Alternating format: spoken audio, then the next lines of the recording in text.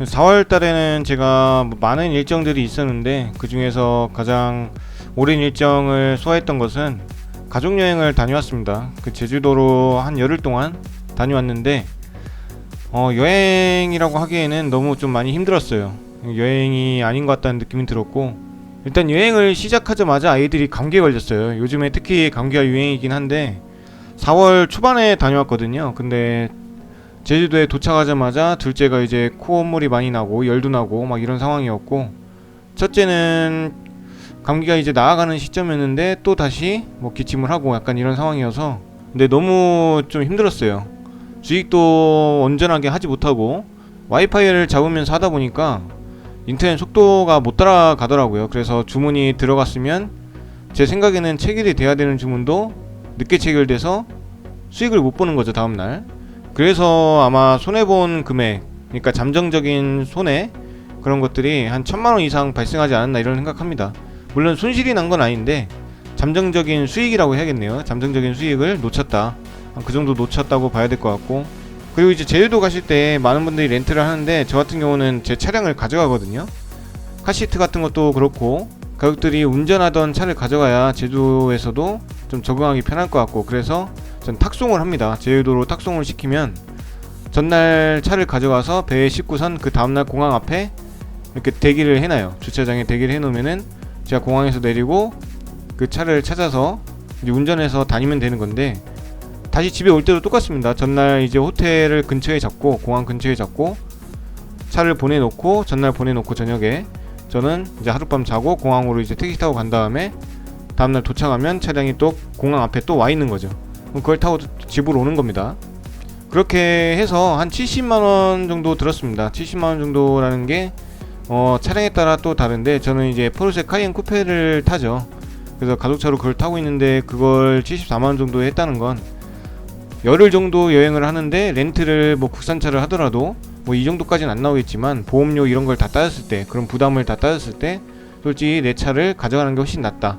뭐 3박 4일이나 4박 5일은 모르겠지만 이렇게 뭐 7일, 8일, 9일 막 이상으로 가는 분들은 차라리 내 차량을 탁송해서 가는 게 더 좋을 수도 있다, 이렇게 말씀을 드리고 싶네요. 그래서 좀 처음에 좀 얘기가 좀 길었는데 어떻게 사는지 또 궁금하신 분들이 계실 것 같아서 이렇게 말씀을 드립니다. 그리고 이제 4월달 한번 보여드리면 그나마 좀 무난하게 흘러갔어요. 3월달은 감사 시즌, 그리고 2월달부터 좀 불안했죠. 시장 자체가 부동산도 그렇고 금리 이슈도 있고, 그래서 중간중간 큰 손실이 있지만 그래도 무난하게 좀 수익을 냈던 것 같아요. 특히나 제주도가 껴있는 이쪽을 보면 번날도 있지만 손실 나거나 오히려 수익을 못 챙긴 날이 있었기 때문에 조금 아쉬운 수익이기도 합니다. 그래도 현재 진행 상황을 보면 뭐 다른 계좌를 다 포함했을 때 수익 금액이 목표치를 잘 향해 가고 있다, 이렇게 생각이 들어요. 제주도를 갔다 와서 이제 주식을 일주일 정도 했을까요? 또 다른 이슈가 뜨더라고요. 뉴스에서 봤는데 종목들이 뭐 줄 하한가를 한다, 점 하한가를 간다. 지금 15% 시장도 아니고 하한가 상한가가 30%잖아요. 마이너스 30%가 하한가인데 어떻게 이런 일이 일어나는가 해서 한번 봤는데, 그 시간에 다니까 종가 베팅도 가끔 했던 종목이기도 하고 그런 종목들이 올라와 있는 거예요. 예를 들면 뭐 다올투자증권 같은 거, 그리고 대성홀딩스, 이런 종목들이 뭐 동시에 뭐 점한가를 간다, 이런 얘기가 많더라고요. 삼천이 방금 보여드린 뭐 삼천이 이 종목도 마찬가지고, 뭔가 폭등은 아니죠. 폭등은 아니고 급등이라고 하기도 좀 그렇고, 그러니까 완만한 그냥 수익 곡선을 그리죠. 상승 곡선을 그리는데 이 캔들몬이 굉장히 지저분해서 이거는 이슈 받는 종목들은 아니다, 시장에서 주목받는 종목들의 차트가 아니다, 이런 게 저한테는 좀 보였었고, 이렇게 밑꼬리가 갑자기 달리고 이렇게 급등하기도 어려운 거고, 이 차트 모양이 다 이상합니다. 뭔가 지저분해요. 움직임도 별로 없어 보이는데 계속 상승을 하죠, 우상향을. 그래서 굉장히 차트들이 지저분한 것들만 이렇게 점한가를 갖구나, 이런 생각이 첫 번째로 들었고, 지금 30% 시장에서 이렇게 점한가가 나온다는 게 저는 굉장히 의구심이 들었거든요. 왜 그랬냐면은 보면 이게 거래량 보이시죠? 거래량이 뭐 지금은 이것 때문에 왜곡이 돼서 그렇지만 한 칸 넘겨보면 거래량이 아무리 많아도 36만 주입니다. 아무리 많아도. 일반적으로는 뭐 15만 주 이렇게 줄 하한가를 간다는 거, 점한가 가기 쉬운 게 아니거든요, 보통. 이렇게 한가가 갑자기 나오는데도 거래량이 보면 뭐 32,000주, 36,000주 이런 모습이 일반적이진 않다 이렇게 보게 되는 거죠. 보니까 뭐 CFD 거래를 해서 그렇다 이렇게 나오는데, 반대 매매 당한 거. CFD라는 게 예전에 저도 영상 올렸을 때 전문 투자자가 한번 돼보려 한다 이렇게 했었는데, 전문 투자자가 되면 좋은 게 그 CFD 거래를 할 수 있는 겁니다. CFD 거래라는 것은 뭐 일반적인 우리가 상승에 투자할 수도 있지만 하락에도 투자할 수가 있어요. 그래서 뭐 지금 이 상황은 뭐 하락에 투자한 것 같다 이렇게 보여지지는 않는 것 같지만, 그리고 CFD는 그 증거금률이 또 다를 수 있습니다. 그래서 뭐 조금의 증거금만 가지고도 큰 투자를 할 수 있게, 그래서 이제 전문 투자자 같은 분들에게 그런 기회를 주는 거겠죠. 요즘에 일반 투자도 어떻게 공개적으로 할 수 있게 만든다 이랬던 얘기가 있었는데 어떻게 되는지 모르겠어요. 지금 이렇게 점한가를 보면 이건 거의 그게 악영향이 있지 않았나 이런 생각이 좀 드는 거죠. 그래서 이번 사태 때문에 이제 SG 사태라고 하는데, 이번 사태 때문에 우리나라 증시가 굉장히 후진국형이다 이렇게 많이 인식이 되고 있죠. 좀 안타깝긴 합니다. 저 같은 경우는 애초에 이런 종목들은 거래를 잘 안 하죠. 왜냐면 거래 대금이 없으면 안 하니까.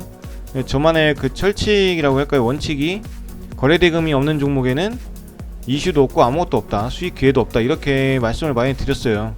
그래서 제 매매 스타일을 배우시고 그걸 이제 추종하시는 분들은 이런 종목을 거의 매수할 그런 상황이 오진 않았겠죠. 그 상황이 오진 않았겠지만 이 종목을 이제 매수하셔서 손실 보신 분들이 꽤 있을 거라고 생각돼서 너무 안타깝습니다. 스스로 뭐 자책을 하실 수도 있어요. 이런 종목을 내가 왜 샀을까, 뭐 누굴 왜 믿었을까, 이런 식으로 자책을 하실 수 있는데, 그것보다도 이 주식시장을 계속 이겨나가시려면은 실패를 교훈으로 삼을 수밖에 없습니다. 거의 뭐 상장 폐지 수준으로 이렇게 점한가를 갔기 때문에 엄청난 손실이 나왔을 거예요. 거의 80%, 90% 마이너스 될 정도로. 이게 며칠 만에 그렇게 이루어진 거죠. 뭐 그런 경우도 있지만 하루 만에 휴지 조각이 되는 상장 폐지 경험자들도 많습니다. 저 같은 경우도 상장 폐지를 뭐 한 번, 두 번 당해본 건 아니에요. 저도 한 세네 번 정도 당해본 것 같은데, 상장 폐지 위기에서 돌아온 적도 한 두 번 정도 있었고, 거의 초보 때 시절이었죠. 최근 같은 경우는 잘 없지만, 그래서 그런 경험들이 저도 많이 있다 보니까, 물론 점한가도 이렇게 맞아봤습니다.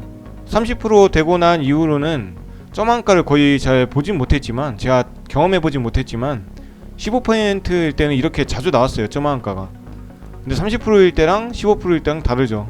15%일 때라면 아마 점한가가 이렇게 많이 갔더라도 한 이 수준에서 지금 멈췄을 수준인데, 지금 30%로 바뀌고 나서 이런 엄청난 손실이 나오게 된 겁니다. 그래서 상한가를 15% 30% 늘리는 게 좋느냐 나쁘냐 뭐 이런 얘기도 그 당시에는 토론을 많이 했었는데 결국엔 시행이 됐죠. 근데 뭐 이렇게 한가가 가겠냐, 사람들은 이렇게 얘기하면서 그걸 찬성을 했어요. 30%를 늘려라, 아니면 상한가를 없애라.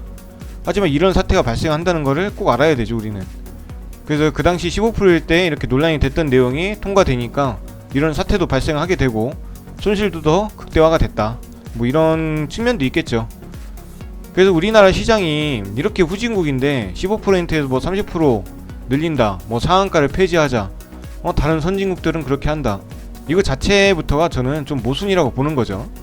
그래서 그런 분도 있어요. 뭐 선진국으로 가려면은 뭐 주식 양도세 얼마 정도 수익을 내면 2천만원 이상 수익을 내면 양도세를 따로 걷어야 된다, 지금 이런 얘기도 뭐 선진국을 따라가야 되기 때문에 만든다고 하는데, 이런 사태들 한번 보세요. 이게 선진국형 그 주식시장인지. 그런 것도 생각 안 하고 뭐 양도세니 뭐 상한가를 폐지해야 된다느니 뭐 이런 여러가지 제도 변화가 있는데, 뭐 시장을 조금씩 바꿔나가는 건 좋지만 익숙해진 개인 투자자들에게 혼란을 줄 수 있다는 것은 그만큼 위험한 상황도 많이 만든다, 전 이 말을 좀 하고 싶은 거죠.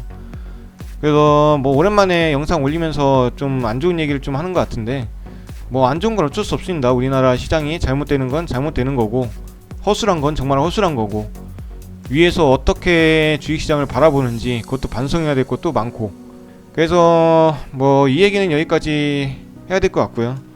지금 시장에 보시면 제가 3월달에 마지막 영상을 올렸을 때 감사 시즌이라고 했죠. 뭐 3월달은 항상 감사 시즌이고 4월달이 돼야 좀 시장이 좀 살아나기 시작할 것이다, 이렇게 말씀을 드렸는데, 지금 코스피도 거래대금이 이제 4월달 넘어가면서 이제 많이 붙기 시작했죠. 뭐 3월달은 항상 이렇게 좀 거래대금이 축소되기도 해요. 왜냐면 상장 폐지의 계절이기 때문에 잘못 거래했다가 내 종목이 다음날 바로 거래 정지가 돼버리는 경우가 많거든요. 그래서 항상 3월달 보시면 이렇게 거래량이 없다가 이제 4월달 되면 다시 살아나고 뭐 이렇게 약간 반복적인 모습을 보이죠. 여기 3월달에도 그렇고 4월달에 또 터지고 추세가 있다, 그렇게 말씀을 드리고 싶습니다. 여러분들 뭐 제가 말씀 안 드려도 열심히 잘하고 계실 거라 생각되고, 시장이 이렇게 좀 살아나려고 하면 또 이런 사태가 일어나고 이러는 거에 대해서 정말 좀 많은 걸 느끼게 해주는데, 여러분들은 공부도 공부고 원칙도 철저히 지키시고 특히 거래대금 많은 종목을 위주로 하셔야 되고, 저처럼 뭐 오늘 사서 내일 팔자 이런 마인드가 무조건 좋다고는 말씀 못 드려요. 하지만 모든 장기 투자도 그렇게 안전한 것은 아니고 모든 단기 투자가 안전한 것은 아니고, 여러분 성향에 맞춰서 하되 좀 안전한 그런 기준들이 있죠. 거래대금 항상 터줘야 되고 시장 주목을 받아야 되는 종목들, 그런 종목 위주로 잘 하시다 보면 분명히 수익이 나실 거예요. 꼭 제 매매가 뭐 수익을 가져다 준다 이런 건 아니지만 여러분들에게 맞는 걸 잘 찾으셔가지고 꼭 수익을 잘 내시길 바랍니다.